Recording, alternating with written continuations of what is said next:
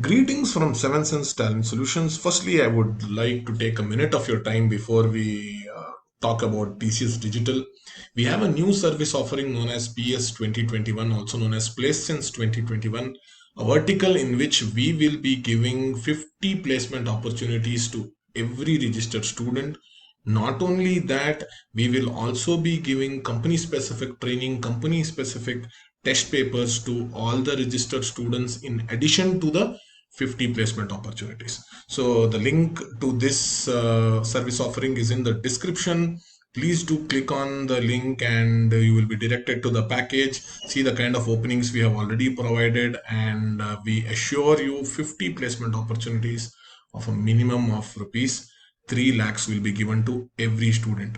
And people who register for this package will also get the TCS Digital and the TCS NQT live training plus test papers free of charge. So please do consider it. Welcome once again. Please do subscribe to our channel, like and share this video if you find this useful. In this video, we are going to look at the TCS digital recruitment process for the 2021 batch students. You will get all the key information. You'll get the dates, the eligibility criteria, the syllabus of the tests, the process followed, role, CTC, all the information, a one-stop shop to get all the information about this TCS digital process. Please do watch this video in detail and all your doubts would be clarified. Some key info. So the TCS digital, it's applicable for many campuses. So TCS has accredited colleges and also uses the NIRF rankings and is visiting many campuses. So please check with your TPO if you haven't. If your college is a TCS premium college, and in these TCS premium colleges, TCS digital recruit. So please check if your college has this drive by TCS. Like I said, it's visiting based on its accreditation as well as based on the NIRF rankings. This is applicable for the 2021 batch graduating students, and people who are selected for the TCS digital profile work on very exciting and emerging technologies such as artificial intelligence, machine learning, big data, Internet of Things, natural language processing, AR and VR, process automation, etc. So this is on the cutting edge of today's technology, and consequently the CTC is also higher. The CTC is 7 lakhs per annum. The dates of the online tests have also been announced. This is October 3rd and 4th of 2020 for people who want to get into TCS Digital. What are the 3 ways in which you can get into TCS Digital? Okay, so TCS actually recruits for 4 different profiles, but I'll tell you how to get into TCS Digital. There are 3 ways. Firstly, the Code Vita. So TCS Code Vita was conducted, and last year they hired around 2,600 plus of as in people who participated in Code Vita, and they gave them digital offer. So that's one way to get into TCS Digital. The second way to get into TCS Digital is by applying to TCS Digital, right? What we are explaining in this video. Let us say if your campus is not a campus where TCS Digital recruits. So how would you participate? You could also participate by taking part in the NQT, the National Qualifier Test of TCS, which is a package at 3.8 lakhs per annum. But if you do well in that, approximately the top 10% of the people who do well, as in the top 10% of the people based on their performance, are given the chance to appear for TCS Digital also. So here are the 3 ways. One is the TCS Digital hiring, which we are explaining in this video. The other one is for Code Vita, the best performers get digital offers. The third is NQT, the top 10% generally gets the chance to apply for TCS Digital. TCS also recruits for a 4th role, which is the innovator role, which is at 11 lakh per annum package, but that is for IITs and IISs. That's not needed here because that's at a higher package, so 11 lakh per annum. What is the eligibility criteria specified by TCS? The student must be from a TCS premium college, so you can't apply if your college does not get this opportunity from TCS. You should have a minimum of 60% or a 6 CGPA throughout your academics, and it's not or and an aggregate of 70% or 7 CGPA if you're currently pursuing engineering.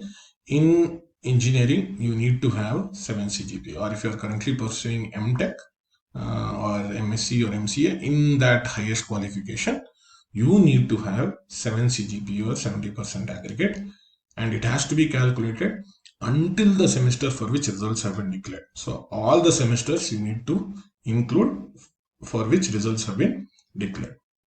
About backlogs, you can't have active backlogs at the time of appearing for the process. So as of October 34, you can't have active backlogs. And in case you get backlogs after that, you need to clear that before the date of joining. You can't have pending backlogs at the time of joining. You can't have breaks due to extended education. What does this mean? It means that you can't increase the number of years required to obtain a degree. So if it's an engineering course, you can't be finishing it in more than 4 years. It has to be finished in 4. If it's an MTech course, you can't be finishing in more than 2 years. So you can't have breaks due to extended education. But you can have breaks in between degrees. So breaks between 12th and BTech, or between BTech and MTech. You can have those breaks.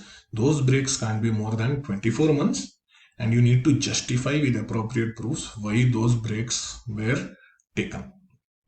Work experience up to 2 years is allowed, and this could be, for example, someone who's worked between BTech and MTech. So work experience up to 2 years is allowed, and the age limit to apply will be between 18 to 28 years.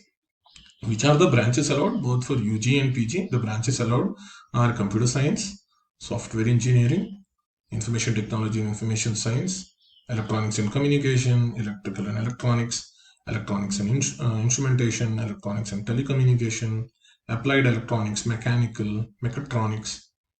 If you're these are for generally B and BTech and MTech. If you're an MCA, you could have BSc or BCA as your graduating degree with a maths and statistics background. Or if you're an MSc, it could be for students in CS, information technology and software. So TPOs have gotten certain special powers. TPOs of the TCS premium colleges can nominate an additional 15% of the students as long as they meet these conditions. These students have to be toppers in academics. Okay, so meaning if you are not from these branches, TPOs can still nominate you of the TCS premium colleges based on these conditions. If you are not from these branches, you should be a topper in academics, or you should be exceptionally talented in programming. Okay, you should be exceptionally talented in programming from branches other than the ones listed above. What does it mean? Has to be from the parent college. You will have a group college, so there will be a parent college and there will be the smaller colleges in the group. These students, based on these two criteria that I highlight here, should be from the parent college. So if you are from the parent college, you are not from these branches, the TPO can recommend you if you are a topper in academics, or you are exceptionally talented in programming. Or if you are not from the parent college, the toppers from these branches who are not from the premium colleges can also apply. Or if you are not from the parent college, where the parent college is a TCS digital partner, toppers from these allowed disciplines can also be from the group of colleges. Okay, so very clearly TPOs can nominate 15% students if you are not from the branches listed above, but you are from the parent college. And if you're not from the branches listed above, you have to be either a topper in academics or exceptionally talented in programming. Or you can be from these branches, but you could be from the group colleges, but where the parent college is a TCS digital partner. Then these are some special powers given to TPOs.